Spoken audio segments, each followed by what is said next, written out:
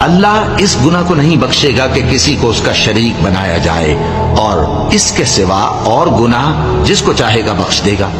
اور جس نے اللہ کے ساتھ شریک بنایا تو بے شک وہ رستے سے دور جا پڑا۔ یہ لوگ اللہ کے سوا جو پرستش کرتے ہیں تو کچھ دیویوں کی، اور پکارتے بھی ہیں تو شیطان سرکش ہی کو،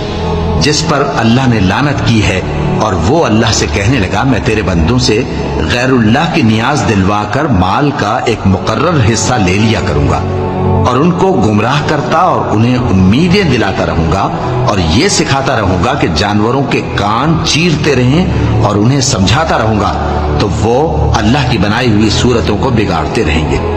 اور جس شخص نے اللہ کو چھوڑ کر شیطان کو دوست بنایا وہ صاف صاف گھاٹے میں رہا۔ وہ ان کو وعدے دیتا ہے اور امیدیں دلاتا ہے، اور جو کچھ شیطان انہیں وعدے دیتا ہے وہ دھوکہ ہی دھوکہ ہے۔